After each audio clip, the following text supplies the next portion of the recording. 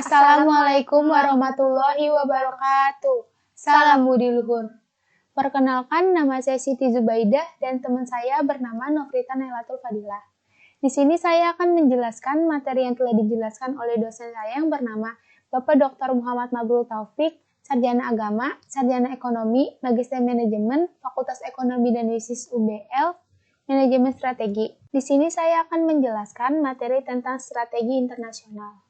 Tujuannya itu, yang pertama, mengidentifikasikan apa yang dimaksud dengan bisnis internasional. Yang kedua itu, memilih metode apa saja yang dapat ditempuh bagi perusahaan yang hendak melakukan ekspansi produksi ke luar negeri atau go internasional. Yang ketiga itu ada memahami motivasi melakukan internasional bisnis. Yang keempat itu ada menjelaskan cara memperoleh keunggulan kompetitif di pasar global. Dan yang terakhir itu ada menerangkan tentang strategi global. Bisnis internasional. Apa sih bisnis internasional itu? Bisnis internasional adalah segala aktivitas bisnis yang melewati batas-batas wilayah suatu negara. Penggolongan bisnis internasional itu ada dua, berdasarkan jenis aktivitas bisnisnya dan berdasarkan tahapan evolusioner. Berdasarkan jenis aktivitas bisnisnya itu ada perdagangan luar negeri, perdagangan jasa, investasi portofolio, dan investasi asing langsung. Metode go internasional itu ada 9. Yang pertama itu ada ekspor, yang kedua itu ada pemberian lisensi, yang ketiga itu ada franchising, yang keempat itu ada kontrak manajemen, yang kelima itu ada kontrak manufaktur, yang keenam itu ada investasi langsung, yang ketujuh itu ada patungan, yang kedelapan ada pembukaan cabang, dan yang terakhir itu ada operasi global. Metode go internasional ekspor. Perusahaan dapat menjadi ekspor langsung dan ekspor tidak langsung. Ekspor tidak langsung itu kita menggunakan perantara. Jenis-jenis perantaranya itu ada 4. Yang pertama itu agen ekspor manufaktur, yang kedua itu ada wakil manufaktur, yang ketiga itu ada agen komisi ekspor, dan yang keempat itu ada perdagangan ekspor. Kelebihan dan kekurangan ekspor. Kelebihannya itu resiko amat kecil dan meningkatkan penjualan serta mengurangi stok barang perusahaan. Eksportir tidak terlibat dalam masalah yang berkaitan dengan iklim usaha di luar negeri. Merupakan cara mudah untuk mengidentifikasi potensi pasar dan memperkenalkan merek dagang. Kekurangan ekspor itu ada melakukan ekspor mungkin lebih mahal dibandingkan metode lain, dilihat dari per unit bisa terutama biaya komisi, biaya ekspor, pajak, dan transportasi, dan juga karena kesalahan yang sering dilakukan pemula. Kurangnya dapat digunakan sebagai alat penetrasi pasar optimal karena pengelompokan atau promosi yang kurang digarap dengan benar. Dan yang terakhir itu ada tambahan pasang pasar dapat hilang bila pesaing lokal menjiplak produk atau jasa yang ditawarkan eksportir. Metode go internasional lisensi.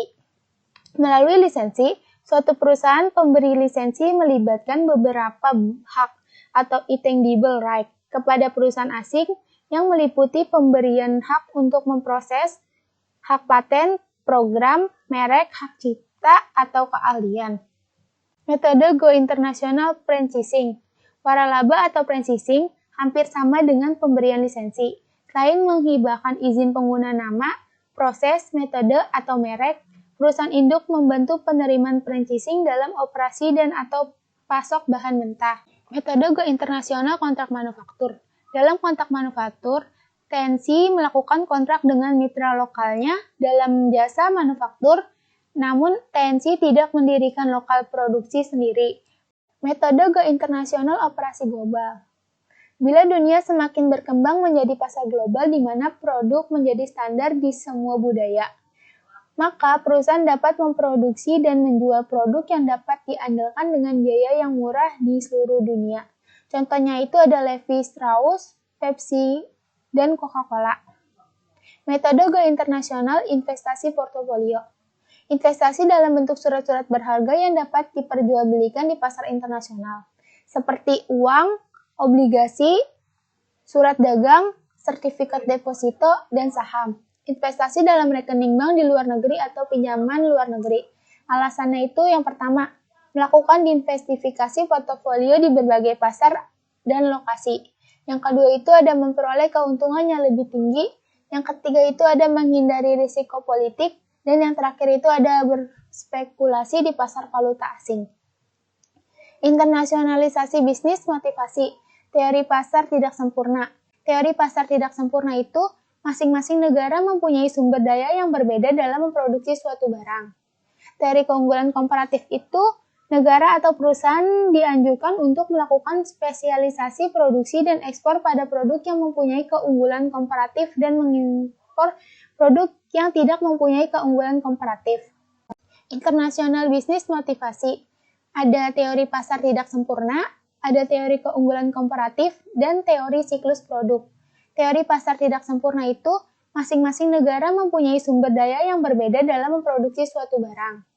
Teori keunggulan komparatif itu negara atau perusahaan dianjurkan untuk melakukan spesialisasi produksi dan ekspor pada produk yang mempunyai keunggulan komparatif dan mengimpor produk yang tidak mempunyai keunggulan komparatif. Teori siklus produk itu perkembangan hidup suatu produk mengikuti siklus masa awal, masa pertumbuhan, masa kematangan, masa proses penurunan. Memperoleh keunggulan kompetitif di pasar global. Yang pertama itu mengurangi biaya versus adaptasi pasar lokal. 3 strategi internasional. Yang pertama itu ada strategi global, yang kedua itu ada strategi multi domestik, dan yang ketiga itu ada strategi transnasionalis. Dari materi yang saya jelaskan, apakah ada yang ingin ditanyakan? Saya ingin bertanya, bagaimana cara memperoleh keunggulan kompetitif di pasar global? Di sini saya akan menjawab pertanyaan teman saya, yaitu bagaimana cara memperoleh keunggulan kompetitif di pasar global. Memperoleh keunggulan kompetitif di pasar global itu, suatu perusahaan dikatakan memiliki keunggulan kompetitif ketika perusahaan tersebut mempunyai suatu yang tidak dimiliki pesaing, melakukan sesuatu lebih baik dari perusahaan lain, atau mampu melakukan sesuatu yang tidak mampu dilakukan oleh perusahaan lain. Perusahaan berusaha menghasilkan produk, barang, atau jasa sesuai dengan yang dibutuhkan oleh pelanggannya dan mendapatkan keuntungan lebih banyak dibandingkan dengan pesaingnya. Perusahaan bisa menghasilkan keuntungan ini dengan menggunakan berbagai strategi. Dalam bidang sistem informasi, keunggulan kompetitif mengacu pada penggunaan informasi untuk meningkatkan pangsa pasar. Dari penjelasan saya, apakah sudah cukup? Sudah. Terima kasih. Di sini saya akan menjelaskan materi tentang kepemimpinan strategik. Tujuannya itu, yang pertama, menjelaskan peran dan makna kepemimpinan strategik.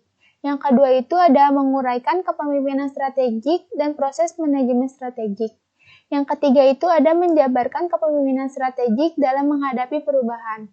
Yang keempat itu ada menyebutkan berbagai karakteristik kepemimpinan strategik yang baik dan efektif. Dan yang kelima itu ada menjelaskan cara menjadi pemimpin pasar dengan pendekatan competing on the edge, pionir, dan monionir. Kepemimpinan strategik. Apa sih yang diketahui tentang kepemimpinan strategik?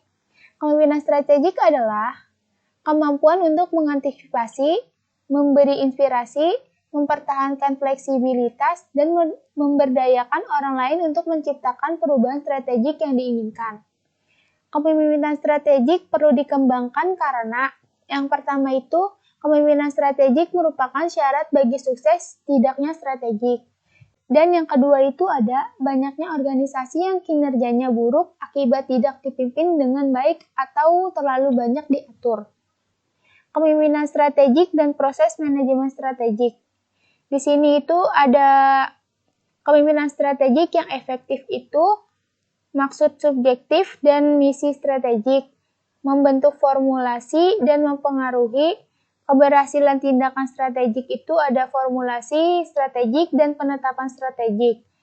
Kemudian dari dua tersebut itu ditemukan daya saing strategik laba di atas rata-rata.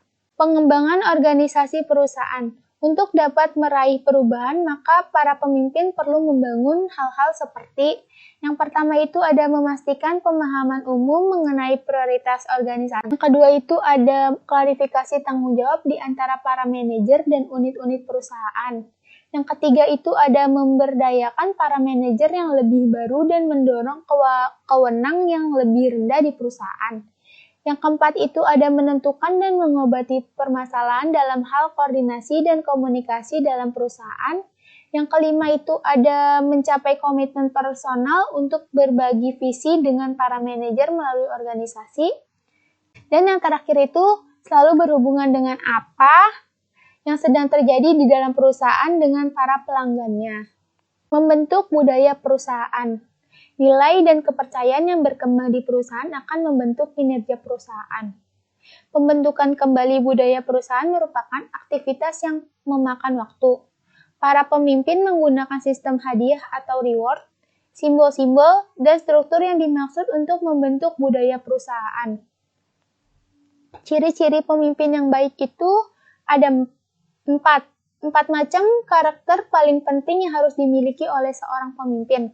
Yang pertama itu honest atau jujur. Yang kedua itu ada forward looking, selalu memandang ke depan. Yang ketiga ada inspiring, atau mampu memberikan inspirasi kepada bawahannya. Dan yang keempat itu ada kompeten, mampu menjalankan semua tugasnya.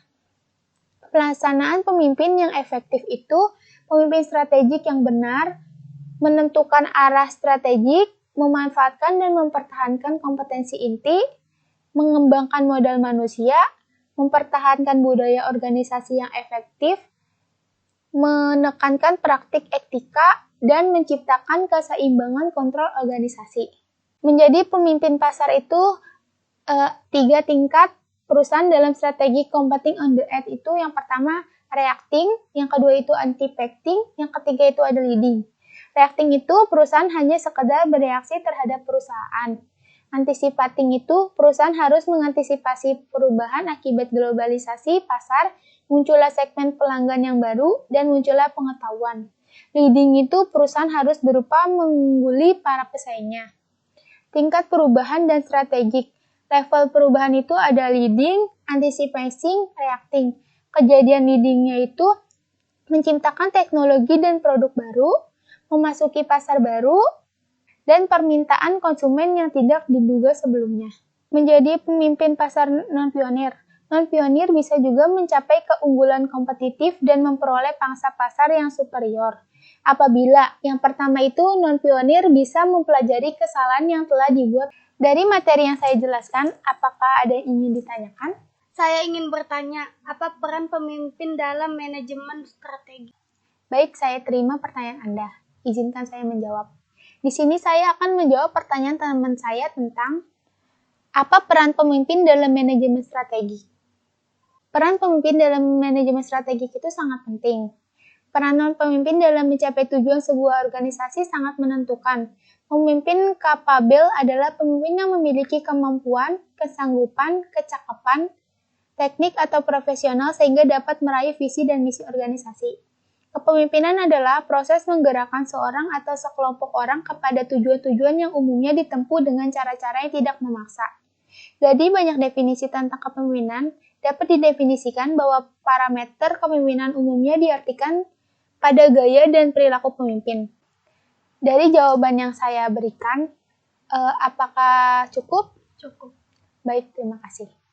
Sekian dari kami, kurang lebihnya mohon maaf. Wassalamualaikum warahmatullahi wabarakatuh. Salam budi luhur.